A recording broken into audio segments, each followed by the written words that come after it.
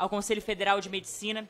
E aqui muito se ouviu no dia de hoje, alguns impropérios, é bem verdade, algumas narrativas falaciosas, algumas inverdades, mas aqui eu queria trazer luz sobre alguns argumentos que, na minha opinião, são obscurantistas. Primeiro porque tentam rotular o movimento pró-vida de pró-nascimento, como se nós não nos preocupássemos com a vida depois, por exemplo, né, do bebê já nascido, ou seja, fora do útero. Para nós, todas as vidas importam, de fato, sem seletividade. Aqui nós não seletivamos ninguém. Desde a concepção até a morte natural, todas as etapas do desenvolvimento humano, para nós, importam. Então, se a gente pensa na defesa da vida, esse valor, a dignidade humana, esse valor é intrínseco. A sacralidade da vida humana é intrínseca desde o momento da concepção. E nós temos, por exemplo, se a gente pensar no arcabouço teórico, e não só teórico, jurídico também, é óbvio, né? A gente vai ver o quê? A Constituição, ela é muito clara ao falar da inviolabilidade do direito à vida. Em que pese nós não tenhamos ali a expressão desde a concepção, a ciência atesta que a vida começa na concepção. Então é naquele momento em diante que, por óbvio, aquela vida precisa ser respeitada e preservada. Agora, muito se falou também sobre a questão que inclusive é um argumento feminista, né? Diga-se de passagem. Ah, mas o que vocês fazem depois com essas meninas, com essas mulheres, depois de 12 anos, 13 anos, 14 anos? Eu quero fazer aqui um resgate histórico sobre um caso muito emblemático que aconteceu recentemente.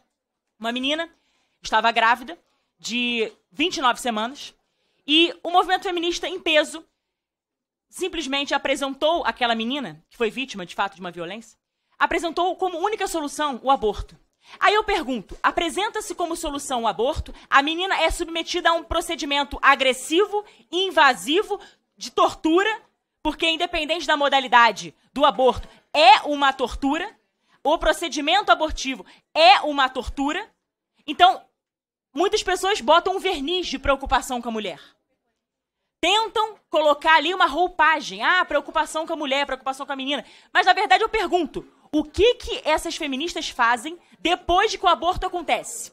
Depois que aquela criança vem a óbito? Depois que aquela criança morre? Simplesmente largam essas crianças de 10, 12, 13 anos à própria sorte. E aqui nós temos que fazer também uma reflexão. Porque como que a gente pune, ou melhor, como que a gente combate o estupro? Certamente não é com o aborto. E aí, é óbvio, quando a gente pensa no fortalecimento da segurança pública, o que nós pensamos? A gente precisa de leis duras, nós precisamos de reprimenda, nós precisamos realmente punir, responsabilizar todo e qualquer agressor.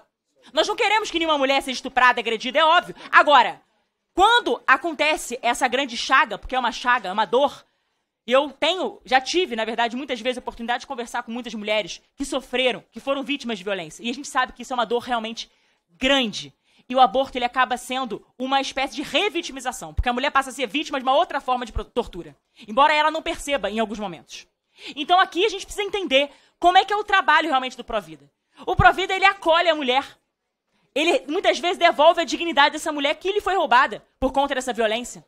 Agora, o movimento feminista não está preocupado com isso. Está preocupado com uma única, entre aspas, aparente solução, que é a morte, ou seja, a promoção da cultura da morte, o aborto. Querem que essa mulher, que essa menina, ela seja submetida ao aborto, mas depois largam a mulher, a menina, à própria sorte. Mas o movimento Pró-Vida não.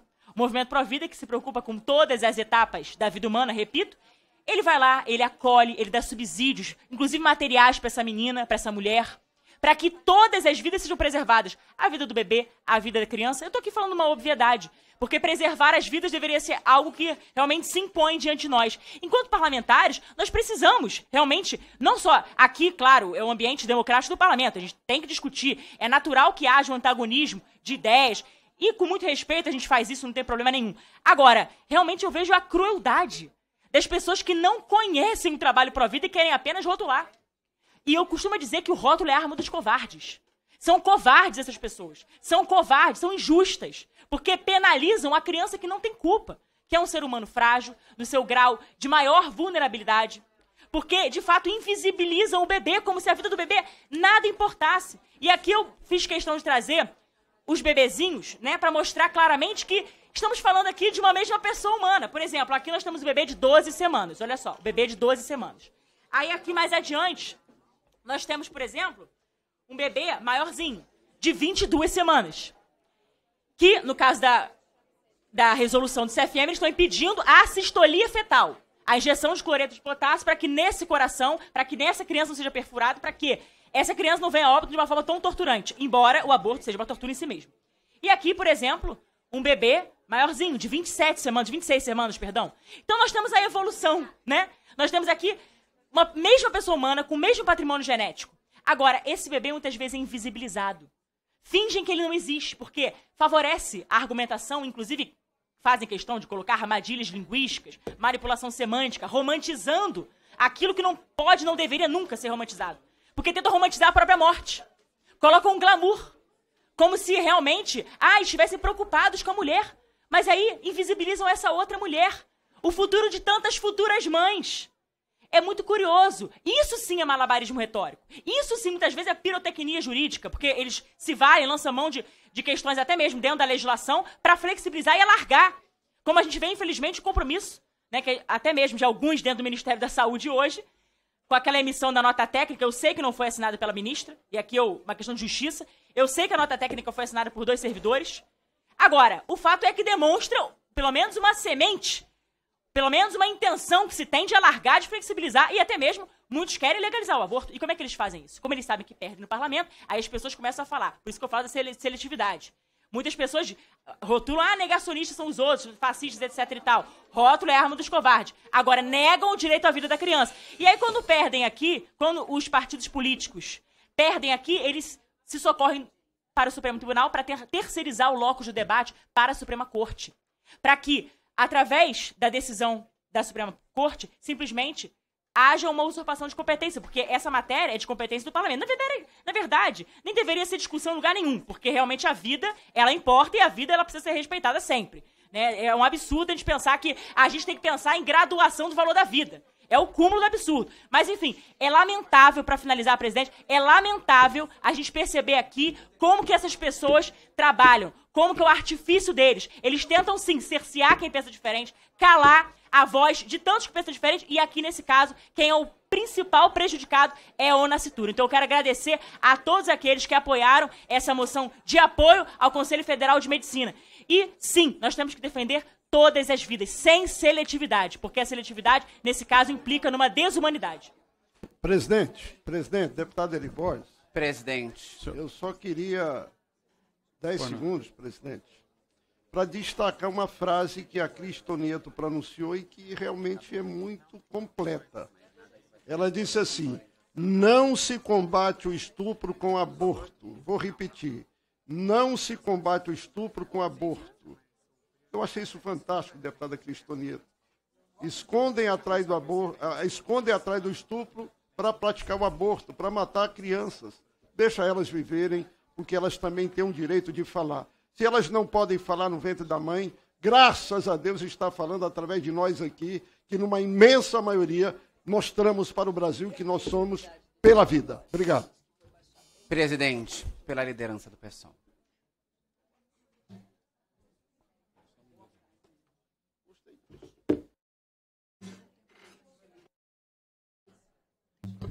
Nós não temos aqui nenhuma habilitação, não chegou a delegação sua aí.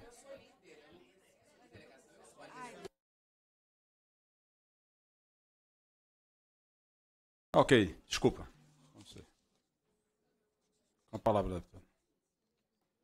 Obrigada, presidente. Bom, queria ainda falar sobre o requerimento que foi aprovado agora. A deputada, inclusive autora do requerimento, disse algo muito interessante na sua fala, que foi que essa é uma discussão do parlamento. E eu quero concordar incrivelmente com ela quando ela diz que esse é um debate do parlamento e não do CFM. E isto é o que nós estamos fazendo aqui, dizendo que já existe uma legislação que discute sobre esse tema e garante com que mulheres, meninas, pessoas que gestam possam ter direito ao acesso à saúde, possam não ser obrigadas a vir a óbito ou a levar adiante algo que é fruto de uma violência, de um trauma, de uma série de coisas que já não deveriam sequer estar acontecendo. Então vamos deixar o parlamento discutir. Não vamos legitimar que o Conselho Federal possa fazer essa discussão, inclusive passando por cima da lei, desrespeitando a legislação. É um absurdo que uma comissão de uma casa legislativa aprove uma moção de apoio a algo que vai na contramão do que diz a própria legislação. Então, sim, esse é um debate do parlamento, o parlamento está fazendo agora, está fazendo olhando para a saúde, está fazendo olhando para os direitos humanos, está fazendo olhando para os direitos das mulheres, meninas e pessoas que gestam nesse país, que merecem ser respeitadas, que merecem ter direito, sim, pessoas que gestam, deputado, pessoas que gestam, goste a senhora ou não e respeite a minha fala. É mulher que gesta um bebê na barriga. Mulheres, meninas e pessoas que gestam na hora de Vossa Excelência falar, Vossa Senhora coloque a sua opinião. Eu não estou aqui pedindo a sua opinião e nem perguntando qual é a terminologia que Vossa Excelência prefere ou quer. Estes são os termos que eu uso. E goste a senhora ou não, para além da identidade mulher cisgênera, existem outros corpos que também gestam. E isso não depende da senhora. Seguindo ao que eu estava dizendo, mulheres, meninas e pessoas que gestam, eu vou pedir que o senhor recomponha o meu tempo.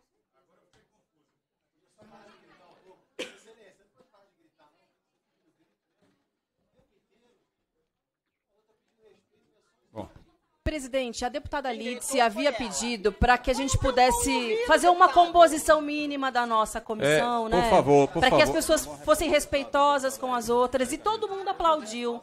Agora, na hora que a nossa colega vai fazer a fala... Não, vai ser reposto 1 minuto dela, pode repor.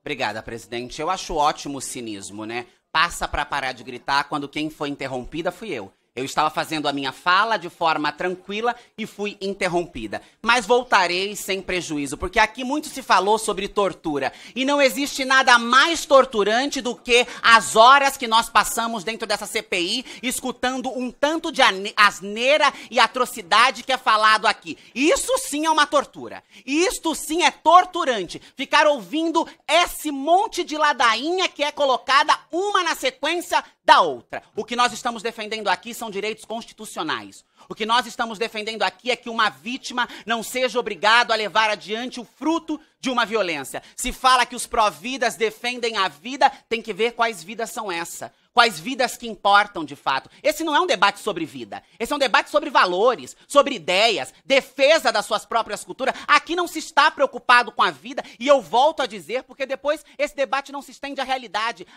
dessa mãe, à realidade dessa criança. Vai ver, por que não levam para adoção? Vai ver quais são os cenários dos espaços de adoção no nosso país. Nós estamos defendendo aquilo que diz a Constituição.